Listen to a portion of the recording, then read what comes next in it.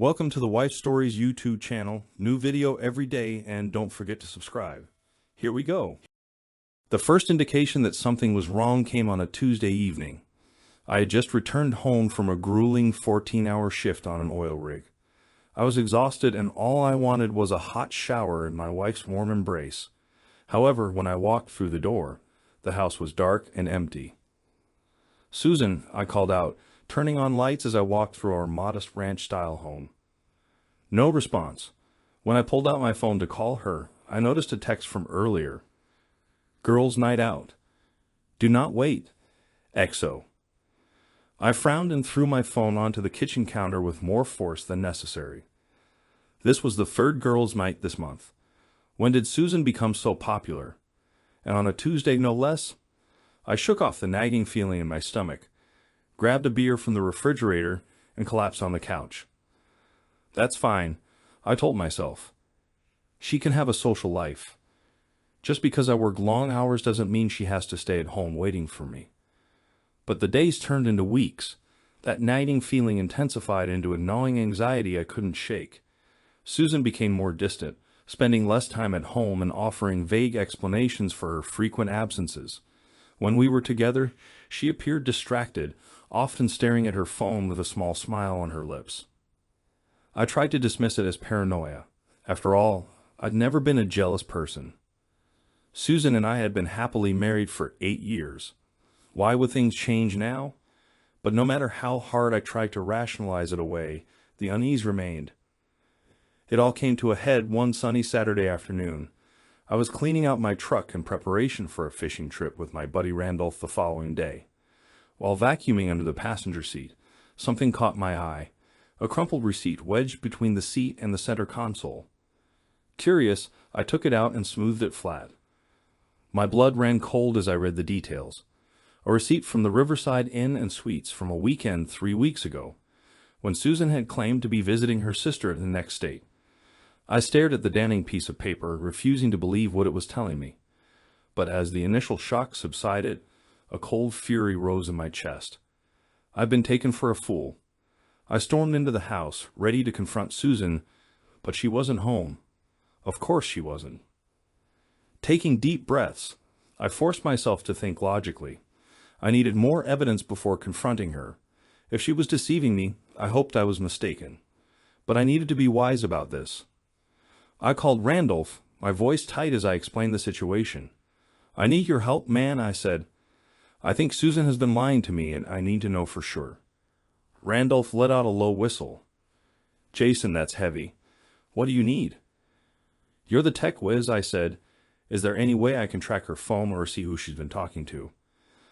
There was a pause at the other end of the line. "Are you sure about this, Jay? Once you go down this road," I cut him off. "I need to know the truth, Randolph, whatever it is." He exhaled. "All right, man. I'll come over in an hour. We'll figure this out." Randolph delivered on his promise, arriving with a laptop and a serious expression. He helped me install spyware on Susan's phone while she was out running errands. It didn't feel right, invasive even, but I suppressed the guilt. If she had nothing to hide, she had nothing to worry about. The following few days were torturous. At work, I went through the motions, constantly thinking about what might be on Susan's phone. Each night, I'd lock myself in my home office and go over the information Randolph's program had gathered. At first, there was nothing too incriminating, just texts and phone calls from a number I didn't recognize. Then came the photographs, intimate shots, clearly not intended for my eyes. Finally, the smoking gun, a voice message from Susan to someone named Clive Adams. "I miss you already." Susan's voice came through the computer speakers. "Last night was amazing. I can't wait to see you again." I sat stunned, the gravity of her betrayal washing over me. It wasn't a one-time fling or mistake. She was in love with this man. How long had this been going on? How many times had she lied to me, kissed me goodbye, and then run into his arms? The rage that had been simmering for days finally erupted.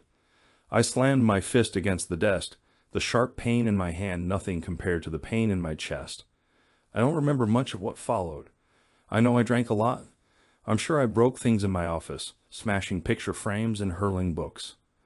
And I'm sure Susan knew something was wrong when she came home that night and found me sitting in the dark living room with a tumbler of whiskey in my hand.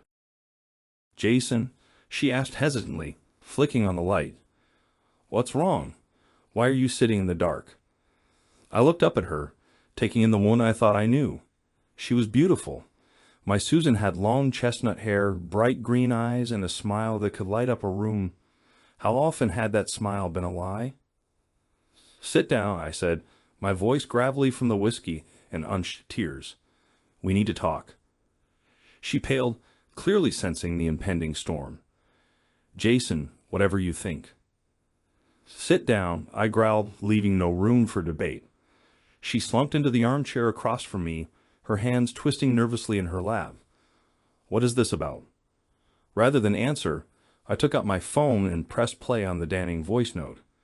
Susan's voice filled the room.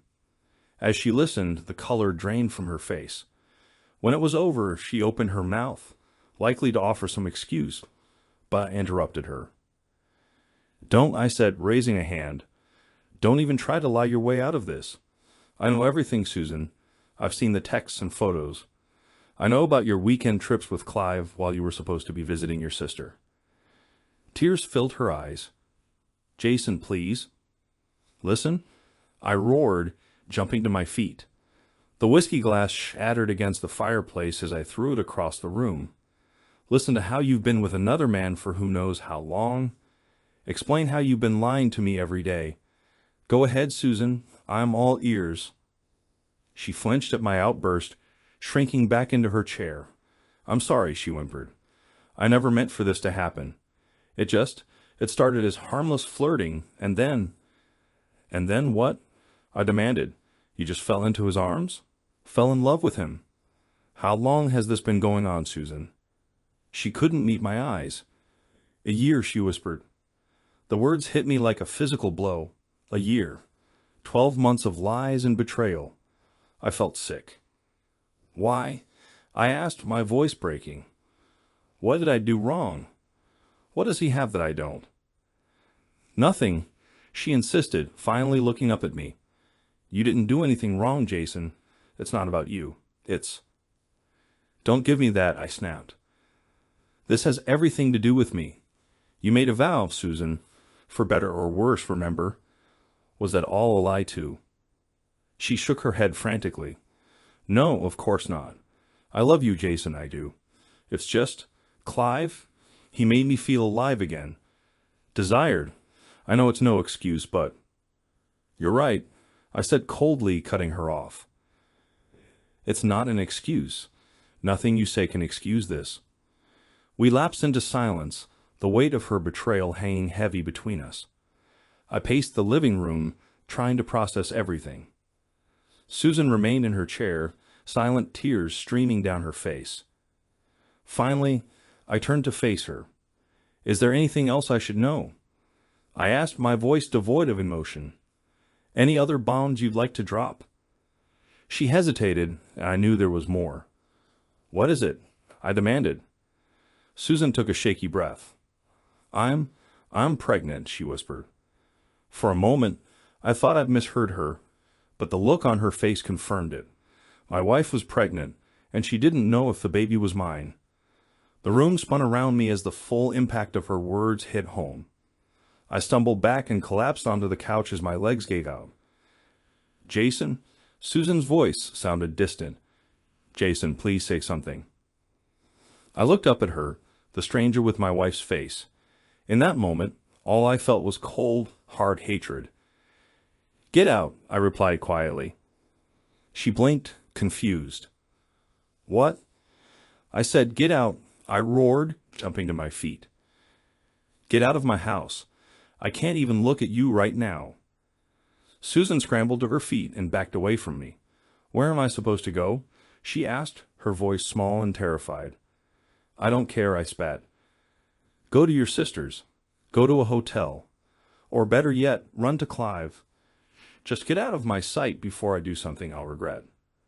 She hesitated for a moment before fleeing upstairs. I heard her moving around, packing a bag. 10 minutes later, she came back down, her eyes red and puffy. "Jason, please." She tried one last time. "Can't we talk about this?"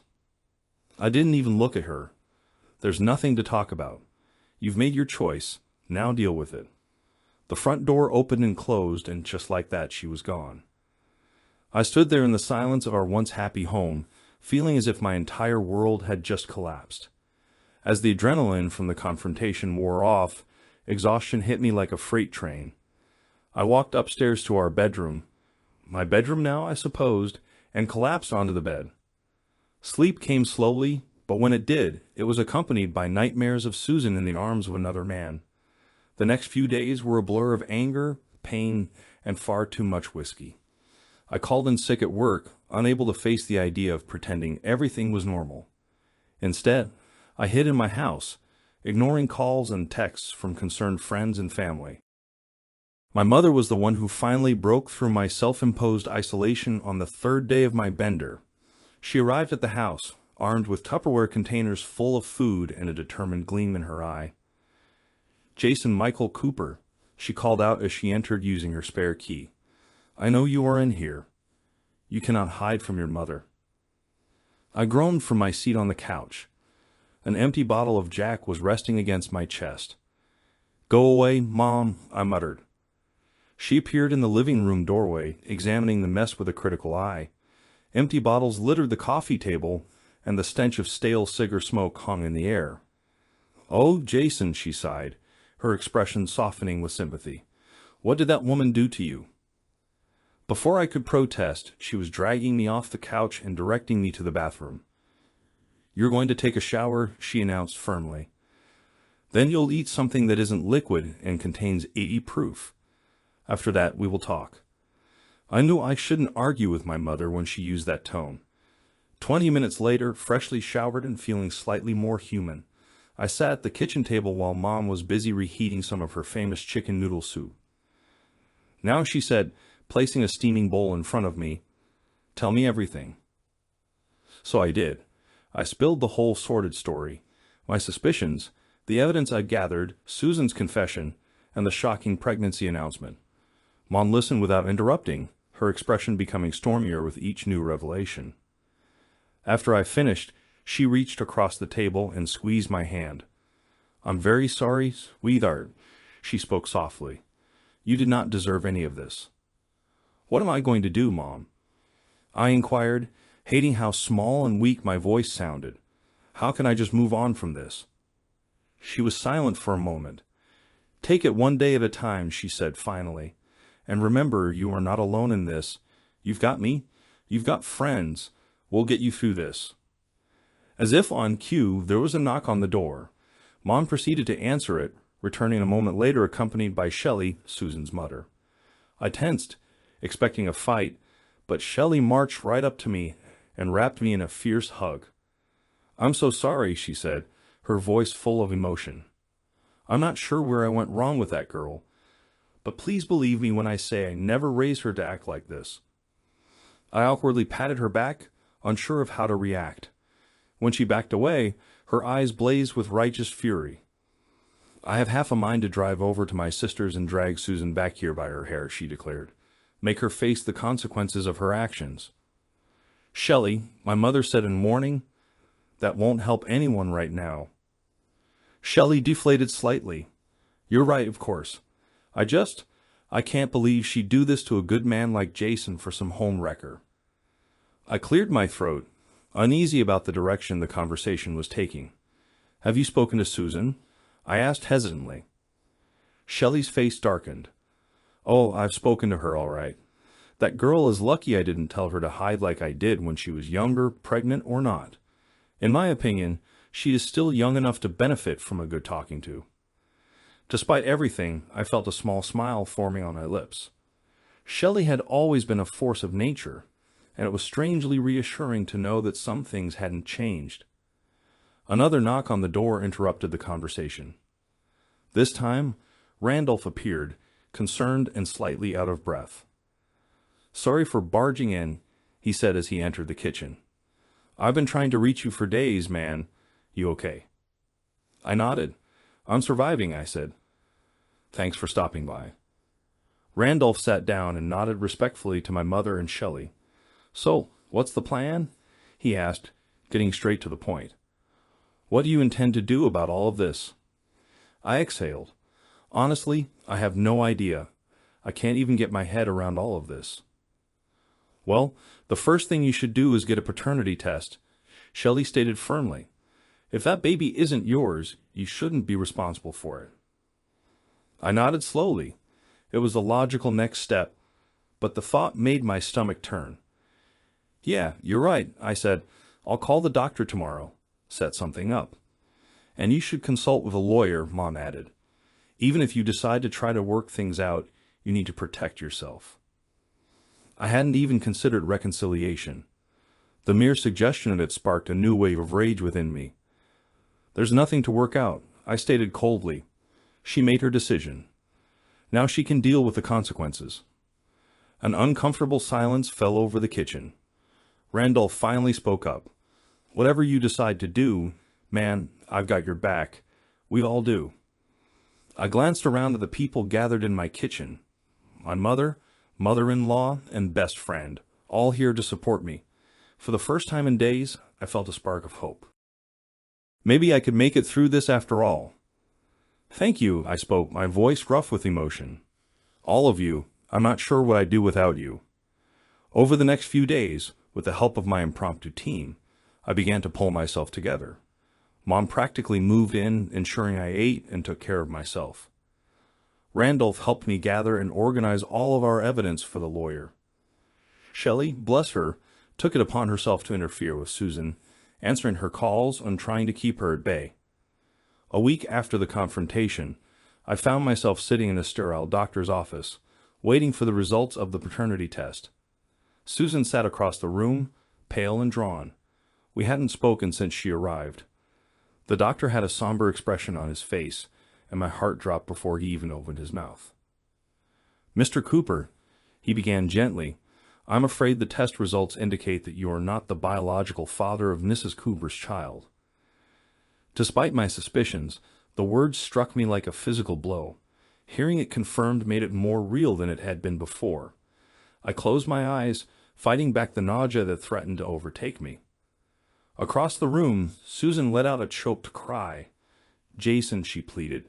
Jason, please look at me. I opened my eyes and fixed her with a cold stare. What do you want me to say, Susan? Congratulations. I hope you and Clive are very happy together. She flinched as if I had slapped her. It isn't like that, she insisted. Jason, I made a horrible mistake, but I do love you. We can work through this. Please give me another chance. I laughed, a harsh, bitter sound that surprised even me. Another chance? Are you kidding me? You threw away 8 years of marriage for a fling with some rich guy, and now you're expecting his child? There are no more chances, Susan. We're done. Without saying anything else, I stood up and walked out of the office, ignoring Susan's tearful pleas behind me. I made it to my truck before the shock subsided and anger erupted in a roar of frustration. I slammed my fist into the steering wheel repeatedly until the pain in my hand matched the agony in my chest. I don't remember the drive home. The next thing I knew, I was sitting in my living room, a bottle of whiskey in hand, staring at the wall of photos that documented our life together. 8 years of memories, each tainted by her betrayal. In a fit of rage, I stood up and started tearing the photos off the wall, smashing frames and ripping up images of our happy, oblivious faces. By the time I was finished, the floor was littered with broken glass and torn paper, a fitting metaphor for the breakdown of my marriage. Randolph found me slumped on the floor, surrounded by debris, the now empty whiskey bottle dangling from my fingers. Jesus, Jay, he muttered, carefully stepping through the chaos. Come on, man, let's get you cleaned up. As he helped me to my feet, I looked at him blearily. She's pregnant with his baby, Randy. What the hell do I do now? Randolph's face hardened. You're going to pull yourself together, he stated firmly. And then we're going to make sure that woman and her lover pay for what they did to you. His words cut through the alcohol-induced haze, sparking something dangerous within me. You're right, I said, my voice low and determined. No more feeling sorry for myself. It's time to fight back. The next morning, nursing a killer hangover but fueled by a renewed determination, I met Randolph at a small diner on the outskirts of town. We needed privacy for what we were about to discuss. "All right," I said, once we'd ordered coffee and made sure no one was listening in. "What do we know about Clive Adams?" Randolph took out his laptop, his fingers flying across the keyboard. "I did some digging," he said. "Clive Adams, 42 years old, CEO of Adams Enterprises, a real estate development company. He's got a reputation as a bit of a playboy, but nothing concrete has ever stuck to him." I scowled. "So he makes a habit of seducing married women?" Randolph nodded. "Looks like it. Over the last 5 years, I've found at least 3 other women in similar situations. He wines and dines them, convinces them to leave their husbands, and then, well, let's just say things don't end well for the women." My hands clenched into fists. "That guy is going to pay for this. Both of them will." "I'm with you, man," Randolph said, "but we need to be smart about this. Clive's got money and connections. We can't just go after him directly." I nodded, forcing myself to think rationally. "You're right. We need more information. More evidence." For the next few hours, we pored over everything Randolph had managed to dig up on Clive Adams. Bank records, business dealings, social media posts, anything that might give us an edge. As we were wrapping up, my phone buzzed with a text from an unknown number. I opened it, my eyebrows raising as I read the message. "What is it?" Randolph asked, noticing my expression. I showed him the phone. "It's from someone named Clifton Loomis. Says he's a journalist and wants to talk to me about Clive Adams." Randolph frowned. "You think it's legit?" I shrugged. "Only one way to find out." I called the number and a gruff voice answered. "Clifton Loomis here." "This is Jason Cooper," I said. "You wanted to talk about Clive Adams." There was a pause on the other end of the line. "Not over the phone," Loomis said finally. "Meet me at the Blue Moon Cafe in an hour. Come alone." The line went dead before I could respond. I looked at Randolph, who nodded. "Go," he said. "I'll keep digging, but be careful, man. We don't know who this guy is or what he wants." An hour later, I was sitting in a booth at the Blue Moon Cafe, nursing a cup of coffee and trying not to appear as nervous as I felt.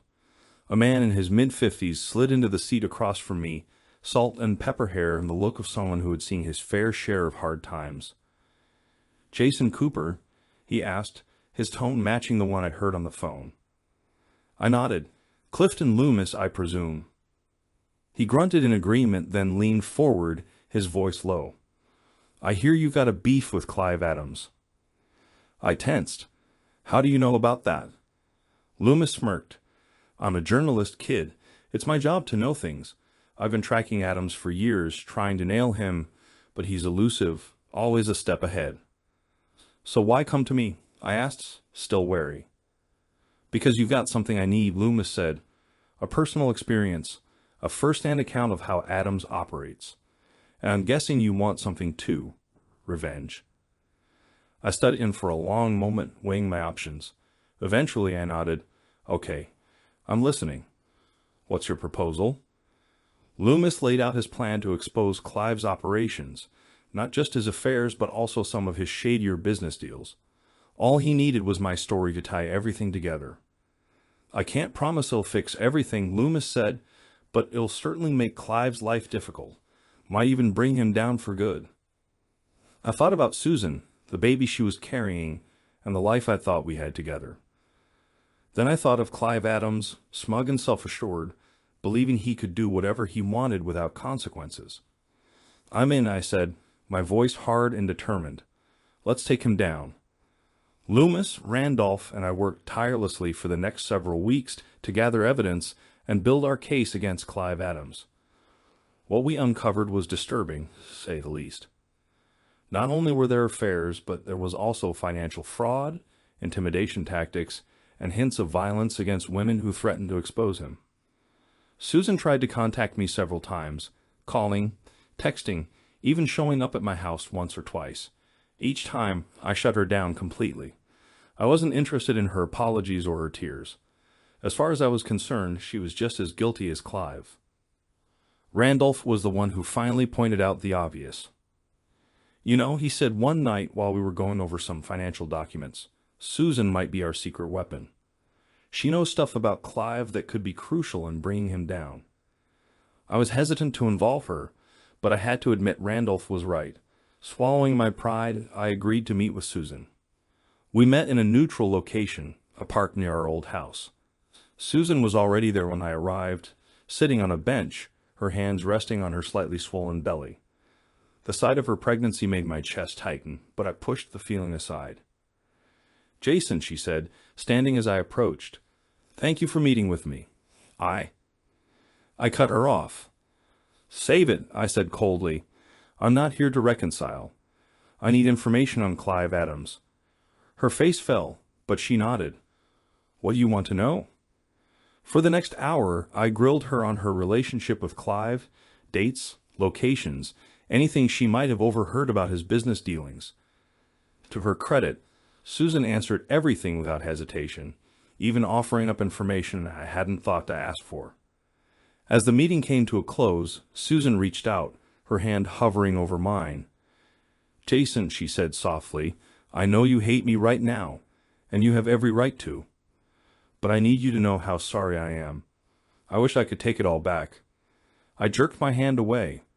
"But you can't," I said. "What's done is done. Thank you for the information, Susan. I hope it helps nail that jerk to the wall." I turned to leave, but her voice stopped me. "What are you going to do?" she asked, her tone laced with fear. I met her gaze with an impassive expression. "I'm going to destroy him," I replied simply. "And if you get caught in the crossfire, just remember, you made your own bed. Now lie in it." With that, I walked away, leaving Susan alone on the bench, her hand still outstretched towards me.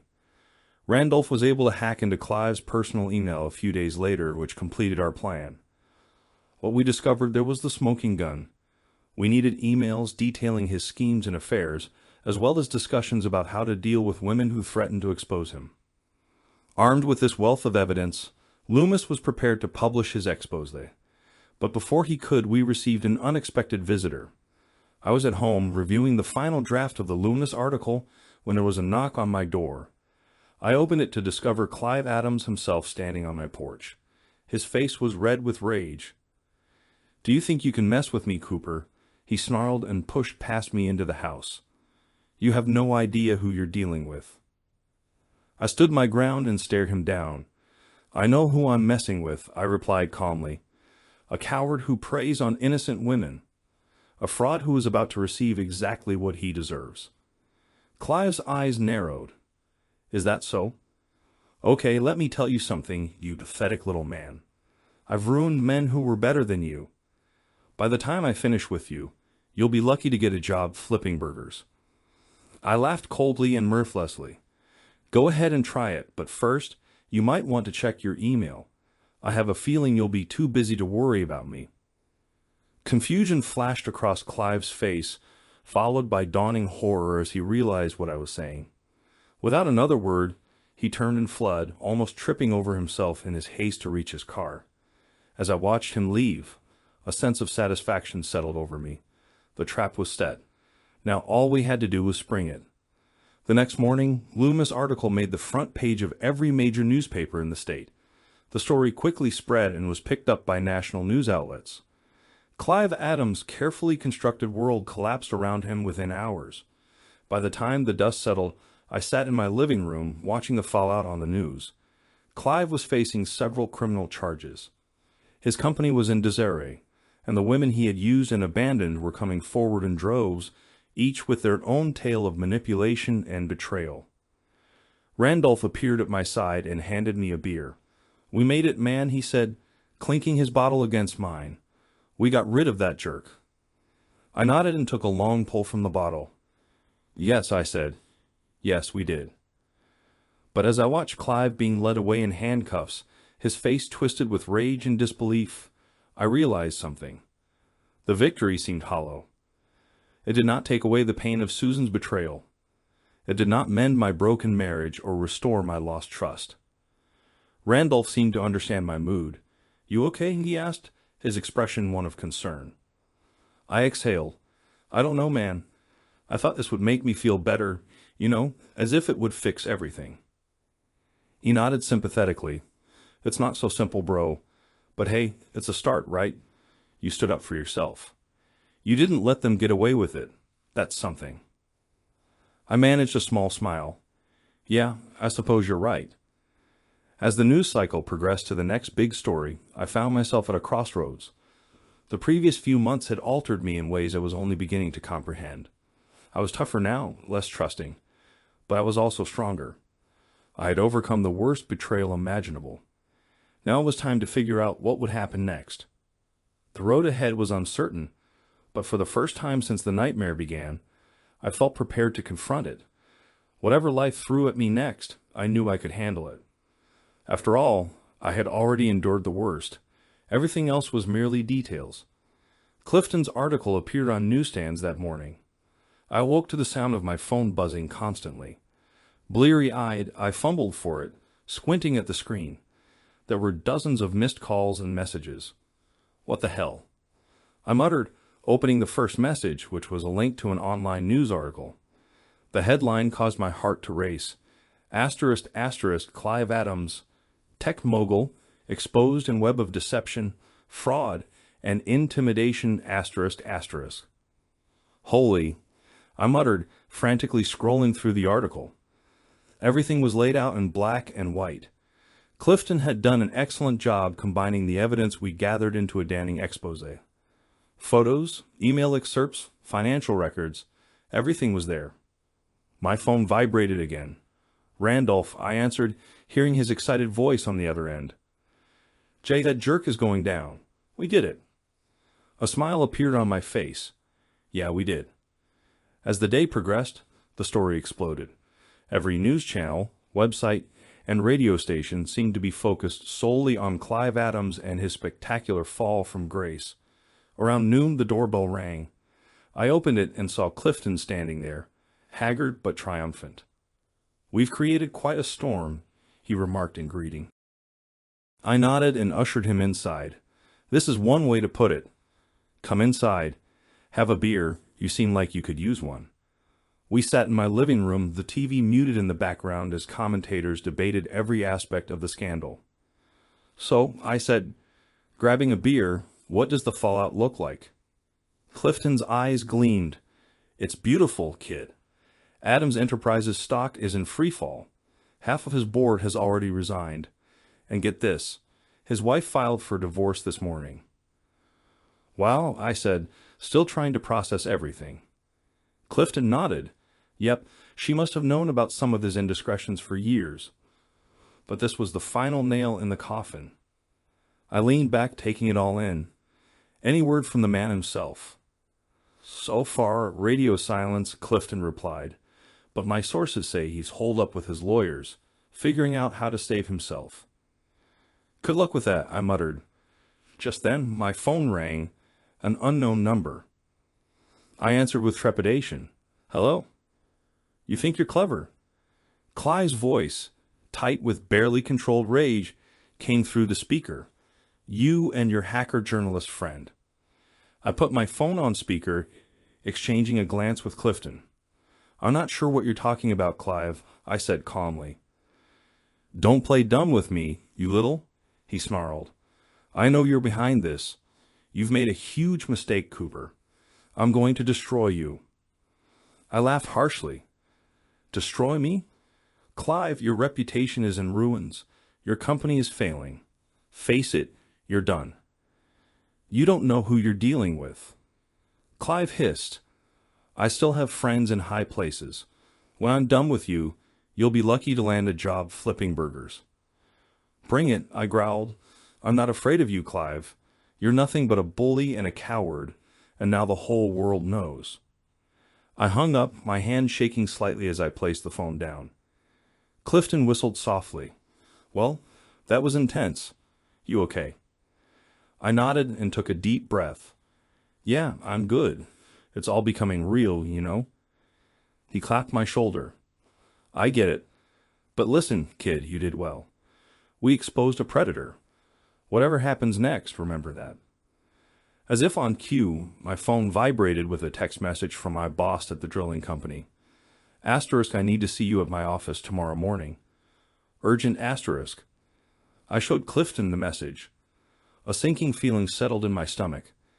Clive's claim about having friends in high places might be real, I said. Clifton's face hardened. You knew this might happen. Are you ready for it? I squared my shoulders. Bring it on. I'd rather flip burgers with a clear conscience than work for people on Clive's payroll. The next morning, I walked into my boss's office, my head held high. Sit down, Jason, he said, not meeting my gaze. I'll stand, thanks, I replied, remaining on my feet. What is this about, Frank? He exhaled, finally looking up at me. You know what it's about, this mess with Clive Adams. The company's getting a lot of heat, Jason. Investors are nervous. We have to distance ourselves. Are you suspending me? I asked flatly. Frank nodded, visibly uncomfortable. Just until it all blows over. It's not personal, you understand. It's just business. I laughed bitterly. Nothing personal? I exposed a predator and a fraud, and I'm the one being punished. That's quite the message you're sending, Frank. Jason, please, he pleaded. My hands are tied here. Adams still has a lot of influence in this industry. If we don't play ball... I raised a hand, cutting him off. Save it. I don't want to hear your excuses. I took a USB drive from my pocket and tossed it onto his desk. This contains documented evidence of every transaction this company has ever had with Clive Adams. Every contract, email, and under-the-table agreement. So think carefully about your next move. His face turned pale as he stared at the innocuous-looking thumb drive. Are you threatening me, Jason? I smiled, all teeth and no warmth. Not at all. I'm just giving you all the facts so you can make an informed decision. Now, if you'll excuse me, I have some packing to do. I walked out of his office without looking back, ignoring the stares and whispers as I cleared my desk. Let them talk. I knew I had done the right thing, and that's all that mattered. As I drove home, my phone rang. Susan's number appeared on the screen.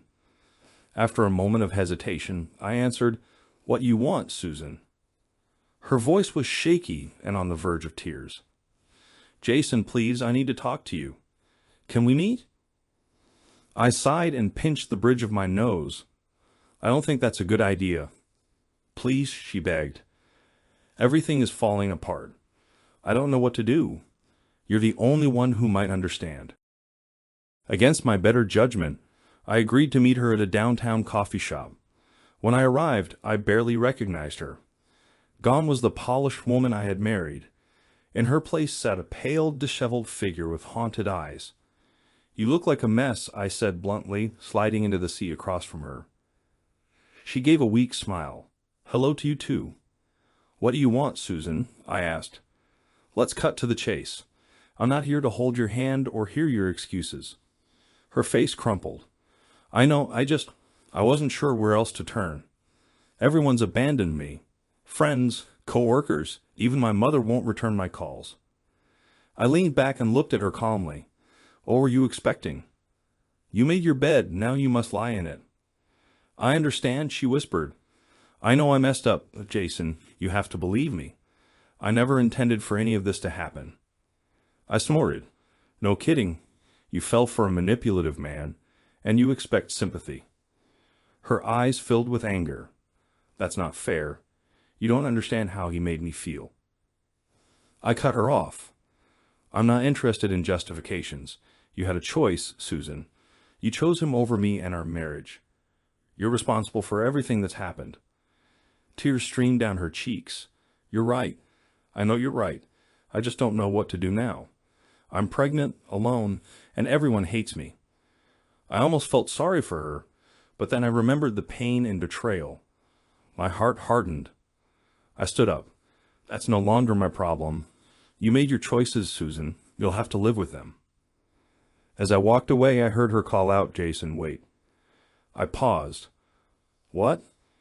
I'm sorry, she whispered, for everything. I nodded once, acknowledging her words but not accepting them. Goodbye, Susan.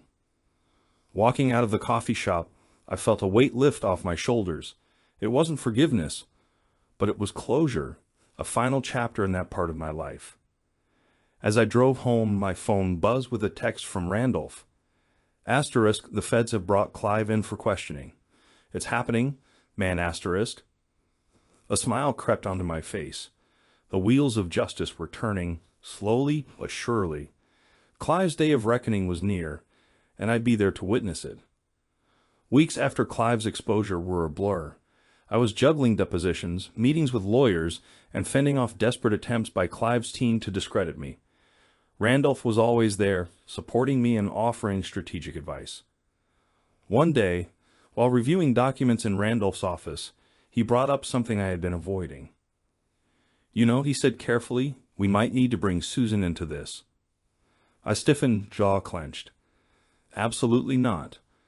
Randolph held up his hands. Hear me out, Jay. She was closer to Clive than anyone. She might know things, details that could help take him down. I shook my head. No way. She's made her bed, let her lie in it. I get it, Randolph said, but if her testimony can put Clive away for good.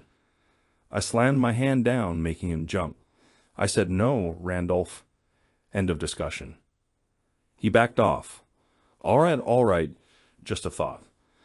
The silence that followed was uncomfortable. The only sound was the rustling of papers. After a few minutes, my phone buzzed. Unknown number. Hello? I answered warily. Jason, it's Madeline. Madeline Reeves. I remembered her. What's happening? Her voice was tense. I need to talk to you in person. It's important. 20 minutes later, I was sitting across from Madeline in a quiet park. She looked nervous, constantly glancing over her shoulder.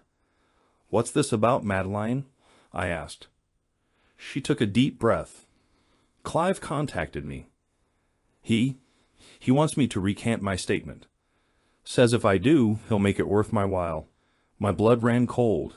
He's trying to buy you off. She nodded, her voice shaky. I don't know what to do, Jason. I'm scared. You don't know what he's capable of. I leaned forward. Listen to me, Madeline.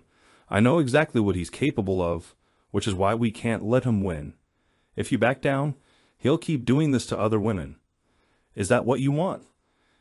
Tears welled in her eyes. No, of course not. But what if he comes after me or my family? I reached out, squeezing her hand. We won't let that happen. I promise you, Madeline, we're going to bring him down. But we need your help. Can you hold on a little longer? She wiped her eyes and nodded. Yes, I can do this. Good, I said. Now tell me everything about your conversation with Clive. As Madeline described Clive's desperate attempts at witness tampering, a plan formed in my mind. We could use this against him. I was so focused on our conversation that I didn't notice the figure approaching until a shadow fell over us. I looked up and froze. Susan stood there, her hand resting on her swollen belly, eyes full of hurt and anger. Well, she said, voice brittle, isn't this cozy? I stood slowly, positioning myself between Susan and Madeline. It's not what you think. Susan laughed bitterly. Oh, Jason, what exactly am I supposed to think? You're destroying my life while cozying up to other women? Madeline opened her mouth to speak, but I stopped her with a look. This was my mess to clean up. Susan, you don't get to play the victim here, I said in a low voice. You gave that up when you got involved with Clive. Madeline is helping us build a case against him, and that's all. Tears filled Susan's eyes as she pleaded, I made a mistake, Jason. How many times do I have to apologize? I felt a flash of sympathy, but quickly replaced it with memories of her betrayal. Sorry doesn't cut it, Susan. Not this time. Her face hardened. Okay, if that's how you want to play it. But remember, I know things about Clive that could blow the case wide open. If you want my help, you'll have to give me something in return. I stared at her, barely recognizing the woman I once loved. Are you blackmailing me? She shrugged, a cold smile on her lips. Call it whatever you want. Think about it, Jason. I'm offering you a chance to take Clive down. All I asked for is a fair shake during the divorce. Split everything 50-50. Drop the alimony demands. That's my offer. Rage surged through me. You've got some nerve, Susan, after everything you've done. She cut me off. I'm no longer the naive little wife, Jason. I've learned a few things from Clive. So, do we have a deal? I glared at her, thoughts racing. She might have the information we needed, but could I trust her? I'll think about it, I said, but don't push me. You're already on thin ice. She nodded, appearing satisfied. Fair enough. You know how to reach me when you've made your decision. As she walked away, I turned back to Madeline, who watched the exchange wide-eyed. I'm sorry you had to witness that. Madeline shook her head. No, I understand why you're doing this. It's not just about Clive, is it? It's personal. I nodded. You're right. It is personal. But that doesn't change what has to be done. Clive needs to be stopped, no matter what. Madeline stood, gathering her belongings. I'm with you, Jason. Whatever you need. As I watched her leave, my mind raced. Susan's offer was dangerous, but it could be the key to taking Clive down. Back at Randolph's, I filled him in on everything. He let out a low whistle. Man, that's a lot to process. What are you thinking? I paced the room. I don't know. Susan's offer could change everything. But can we trust her? Randolph shook his head emphatically. Hell no. She's proven she can't be trusted, but maybe we can use her. Play her game, but on our terms. A plan formed in my mind. You're right. We'll make her think we're playing along, but we'll be ready for any double cross. For the next few days, we carefully orchestrated our approach. I agreed to meet Susan to discuss her terms. We met at a neutral location, a lawyer's office. When I arrived, Susan was already there, looking composed but nervous. Our lawyer, Hugo Jacobs, sat at the head of the table, expression impassive. Let's get down to business, I said, taking a seat. You said you have information that could help our case against Clive. I'm listening.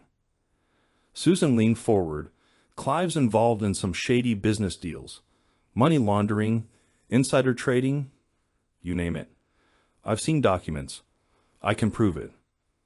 I exchanged a glance with Hugo, who nodded. All right, I said carefully. And in exchange, you want a fair divorce settlement. Is that all?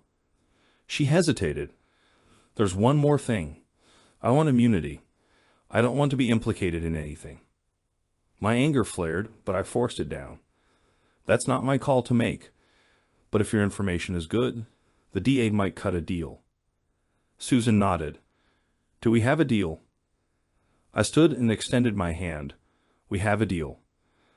But let me be clear, Susan. If you're playing us, I won't hesitate to bury you alongside Clive. Understood? She flinched at the steel in my voice, but took my hand. Understood. As we left the meeting, Hugo pulled me aside. You sure about this, Jason? It's a big risk. I nodded. I know. But it's a risk we have to take. Just make sure everything is airtight. No surprises. In the following weeks, Susan provided evidence beyond our expectations. We built a solid case against Clive. The net was closing in. But just when we thought we had everything under control, the other shoe dropped. I was at home, reviewing documents when my phone rang. It was Clifton. Jason, turn on the news now. I fumbled for the remote, and my heart sank. Clive was on the screen, smug as ever. The allegations against me are completely false. This is a smear campaign orchestrated by a disgruntled former employee and his unstable wife. I swore loudly. How the hell did this happen? Don't know, Clifton said. But we need to regroup. This could blow the whole case. We met with Hugo and Randolph to plan our next move. We need to know what Clive has on Susan, Hugo said. Why did she flip? Randolph began digging into her communications. We've come too far to let this slip away now, I said. Whatever it takes. Little did I know that the missing piece would be revealed in the most unexpected way. The courtroom was packed and the air was thick with tension. I sat at the plaintiff's table. Hugo remained by my side as we waited for the proceedings to begin. Clive sat across the aisle with his high-priced lawyers, looking smug and confident as the judge called the court into order. I couldn't help but glance at Susan sitting in the gallery. Our gazes met briefly, and I was surprised to see fear in her eyes. Not fear of being exposed as a liar, but something deeper, more primal. The trial began with each side presenting their opening arguments. Hugo was masterful, presenting our case with precision and passion. But Clive had a good lawyer too, spinning a tale of conspiracy and false accusations. The jury seemed unsure. Then came the moment we dreaded. Susan was called to the stand. As she was sworn in, I leaned over to Hugo. "This is it," I whispered. "If she sticks to her retracted statement, we're done." Hugo nodded. "Let's hope your ex-wife has a crisis of conscience." Clive's lawyer approached Susan with a predatory smile. "Mrs. Cooper, please tell the court about your relationship with Mr. Adams." Susan's voice was barely audible as she began. "Clive and I had an affair. It lasted about a year. And did Mr. Adams ever force you to do something you didn't want to do?" Susan hesitated, her gaze darting to Clive and then to me. "No," she finally said. "Everything was voluntary." I felt my heart sink. She was following the script, as we feared. "Mrs. Cooper," Clive's lawyer pressed, "in your initial statement, you claimed Mr. Adams coerced you into the affair by threatening your husband's career. Do you stand by that statement?" The courtroom held its breath. Susan looked ill. Then suddenly, she burst into tears. "I can't do this anymore. I can't keep lying." The judge banged his gavel. "Order. Order in the courtroom." Susan looked directly at me, her eyes filled with fear and determination. "Jason, I'm sorry. I should have told you the truth from the start." My mind raced. "What truth?" "Mrs. Cooper," the judge said sternly, "if you have anything to say, address the court." Susan took a deep breath. "Your Honor, I want to change my testimony. The truth is, Clive Adams coerced me into the affair. But the threats weren't just about Jason's career. He threatened to expose financial irregularities at my company. I helped cover them up." The courtroom erupted into chaos. Clive's face turned a deep shade of red as he yelled at his lawyers. The judge banged his gavel again. I sat there stunned. Susan had done something illegal. Hugo grabbed my arm. "This changes everything. If we can corroborate her story." But I barely listened. My focus was on Susan as she continued, recounting tales of fraud, blackmail, and manipulation. Clive had been aware of the discrepancies in the company's books, and he had threatened to expose her if she didn't comply. Susan spoke louder now, gaining confidence. It started with information about the company, but then he wanted more. I felt a flood of emotions. Anger at Susan for her lies, disgust at Clive's manipulations, and reluctant admiration for her bravery in coming clean. Clive's lawyer stood up. "Your Honor, this is hearsay. We have no proof of these threats or irregularities." But Susan wasn't finished. "There's proof," she said firmly. "I kept records, emails, phone recordings. I was afraid one day Clive would turn on me, so I protected myself." The judge looked at Susan. "Mrs. Cooper, would you be willing to turn over these records?" Susan nodded. "Yes, Your Honor. They're in a safe deposit box. I can retrieve them within an hour." The judge called a recess to review the new evidence. I sat there, my mind spinning.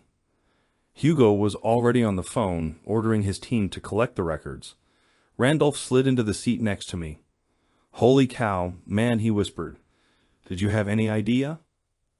I shook my head, still in shock. "None. I can't believe she kept this from me." Randolph squeezed my shoulder. "Hey, look on the bright side. This might be the final nail in Clive's coffin." I nodded slowly. "You're right. Let's just make sure those records get here safely." I wouldn't put it past Clive to try something desperate. The next hour was tense as we waited for Susan's evidence. Clive huddled with his lawyers, his face a mask of barely contained panic. Good, I thought. Let him sweat. When the court reconvened, the atmosphere was electric.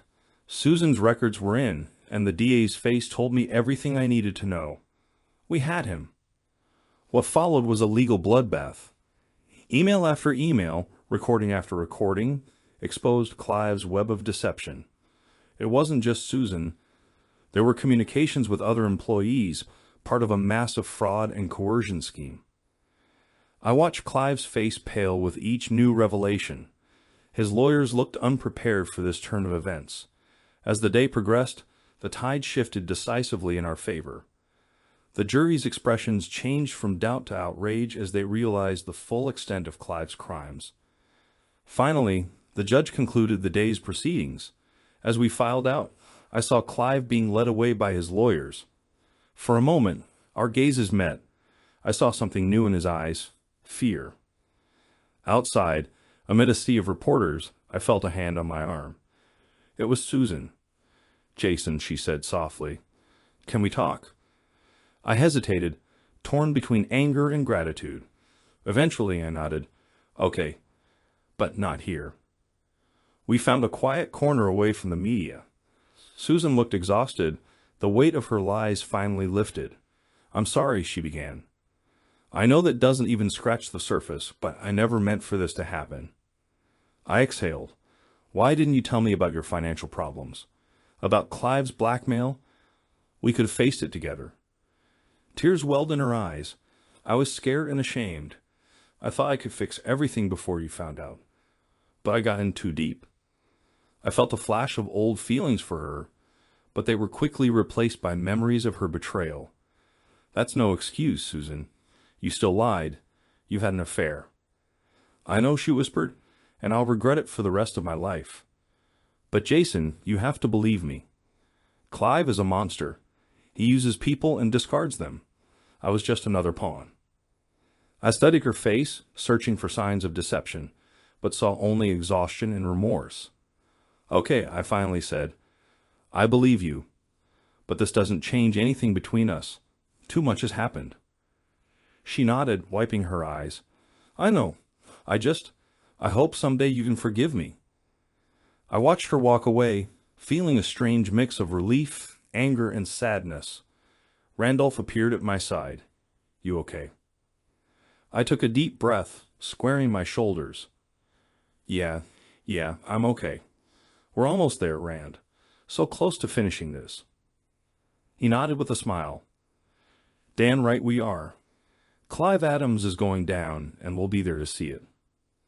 As we walked away from the courthouse, I felt a weight lifted off my shoulders. The road ahead remained uncertain. The legal battle was far from over, but for the first time in months, I felt hopeful. Justice was finally within reach, and I was determined to see it through to completion. The call came late one evening as I was preparing for another restless night. The number on my phone gave me pause. It was Shelley, Susan's mother. We hadn't spoken since the trial, and as I responded, I felt uneasy. "Jason, it's Shelley. We need to talk. Can you meet me?" Her voice was tight with tension, and I felt my guard rise immediately. "What is this about, Shelley?" "Not over the phone. Please, Jason. It's important." 20 minutes later, I was settling into a booth at a quiet cafe on the outskirts of town. Shelley was already there, her hands wrapped around a steaming mug of coffee. Her eyes darted nervously around the empty room. "Thank you for coming," she said as I sat down. I didn't know who else to turn to. I studied her face, noticing the deep worry lines that had grown more pronounced. "What's going on, Shelley? Is it about Susan?" She nodded, her eyes filled with tears. "Jason, I've been such a fool. We all have. What exactly are you talking about?" Shelley took a deep breath.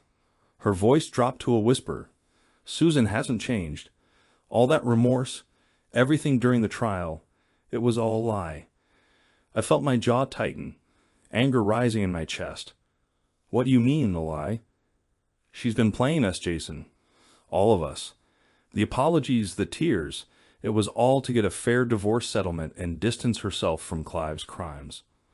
I leaned back, processing the information. Part of me wasn't even surprised. Susan's manipulative nature had become clearer over time. How do you know this? Shelley glanced around nervously again before leaning in closer. Because she isn't alone. She's been seeing someone, Clive's brother, Jordan Adams. The name hit me like a punch. Jordan was known for being just as ruthless as Clive, if not more. Are you sure? I asked, my mind racing with the implications. Shelley nodded miserably. I overheard them talking, Jason. They're planning something. Something to do with you, I think. I believe they mean to hurt you. I sat back, my mind reeling. Just when I thought the nightmare was over, a new chapter was beginning. Why are you telling me this, Shelley? I asked, scanning her face. Susan is your daughter. Tears streamed down her face.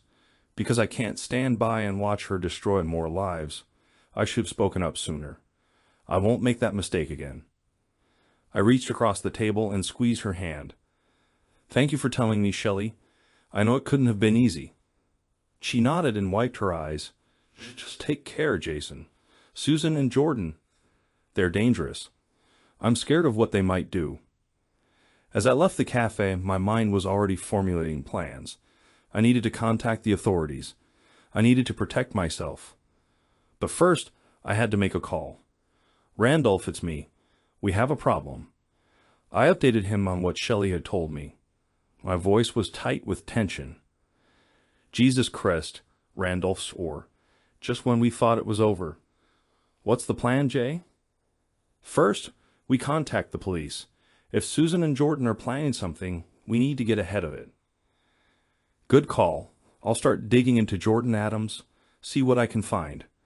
Be careful, man. These people are bad news. I will. Trust me, I'm not taking any chances. The next morning, I found myself sitting across from Detective Simmons, the lead investigator on Clive's case. I laid out everything Shelley had told me. As I spoke, I watched Simmons' expression grow more serious. This is serious, Mr. Cooper, he said once I'd finished. We'll look into it right away. In the meantime, I'd advise you to be extra cautious. Maybe stay with a friend for a few days. I shook my head. No, I'm not letting them chase me out of my own home. Just keep me updated, okay? As I exited the police station, I couldn't shake the feeling that I was being watched. Every passing car and stranger on the street seemed suspicious. I quickened my pace, eager to get home. But as the days passed with no sign of Susan or Jordan, I began to wonder if Shelley had been mistaken. Maybe she misheard them. Maybe the threat wasn't real. The attack caught me completely off guard. I was walking to my car after a long night at work, my mind occupied with a challenging project.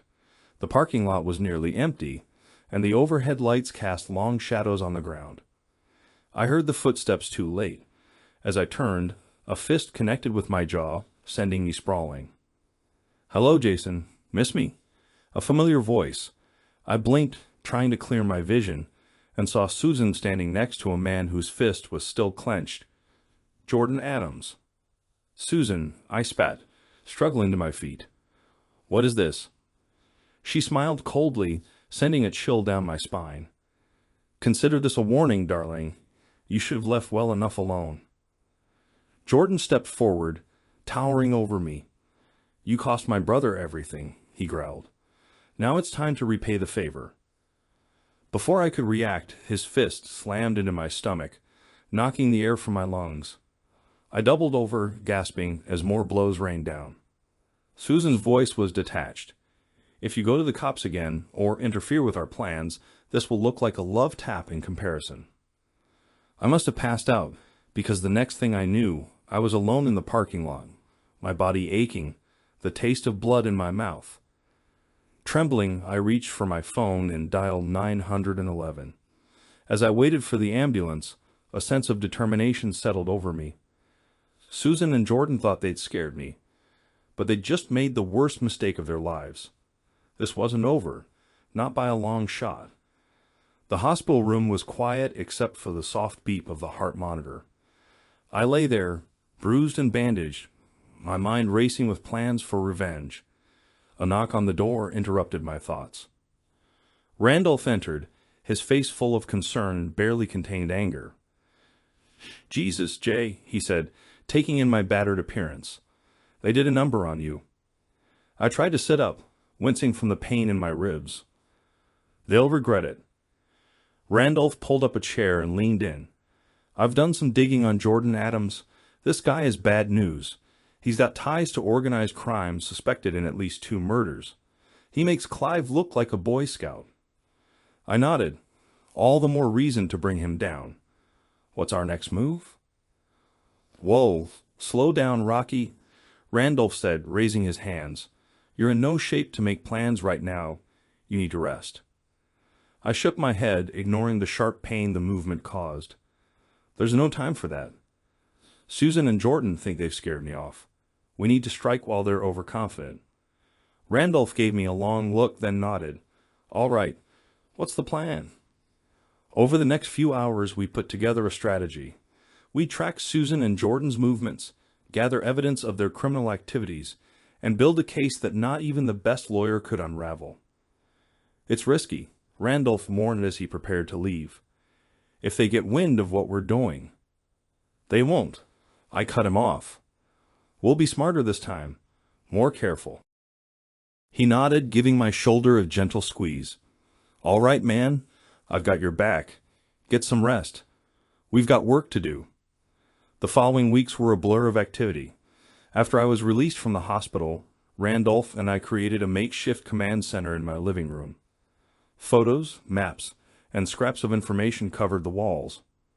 Randolph's technical expertise proved invaluable. He hacked into Susan's email, and what we found was chilling. Look at this, Randolph said one evening, pointing to his laptop screen. They're planning to leave the country.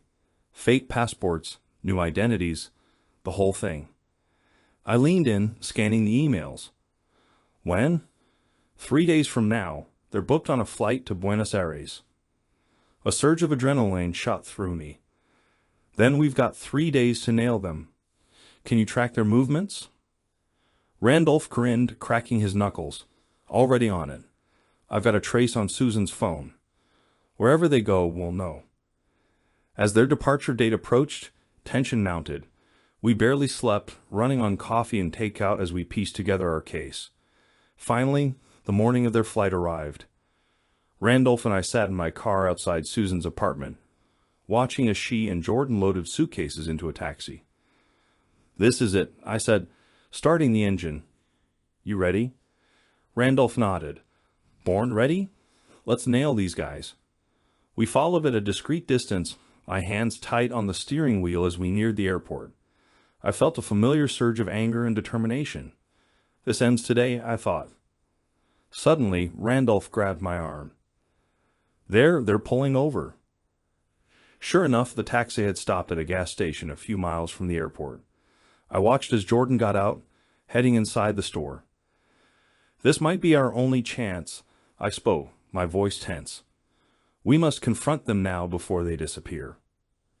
Randolph looked at me with concern. Are you sure about this, Jay? Maybe we should call the police and let them handle it. I shook my head. There's no time. It's now or never. Before Randolph could protest, I was out of the car, striding purposefully toward the taxi. Susan saw me approaching, her eyes widening in fear and surprise. Jason, she gasped as I yanked open the taxi door. What are you doing here? I grabbed her arm and pulled her out. Finally, this is over. Jordan stepped out of the store. He froze for a split second when he saw me, then his face twisted with rage. You, he roared and charged at us. What followed was a blur of fists and fury. Jordan was bigger and stronger, but I was fueled by months of bottled-up anger and betrayal. We grappled on the asphalt as Susan screamed for us to stop. I tasted blood in my mouth and felt the sting from split knuckles, but I didn't stop. All the pain and humiliation of the past year poured out as I landed blow after blow on Jordan's face. In the distance, I heard sirens. Randolph must have called the cops. Good, I thought. Let's see what these two are truly capable of. As the police cars sped into the gas station, I delivered one last punch to Jordan's jaw. He fell limp beneath me. I staggered to my feet, chest heaving. Jason Cooper, a voice called out. I turned to see Detective Simmons approaching with his hand on his holster. "Please step away from him." I raised my hands. "Take a step back, Detective. I'm glad you could join us." As the officers swarmed around, they handcuffed Jordan and Susan. A strange sense of calm washed over me. It was over. Finally. Truly over. Randolph appeared at my side and handed me a bottle of water. "You okay, man?" I nodded, wincing as I sipped. My body ached, but in a good way. The ache of victory. Yeah, I'm good." We watched as Susan and Jordan were loaded into separate police cars and driven away.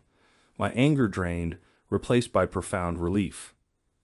"Come on," Randolph said, clapping my shoulder. "Let's get you cleaned up. We've got one heck of a story to tell." The courtroom buzzed with quiet conversation as we waited for the proceedings to begin. I sat in the front row with Randolph beside me. My hands were tightly clasped in my lap, hiding their trembling.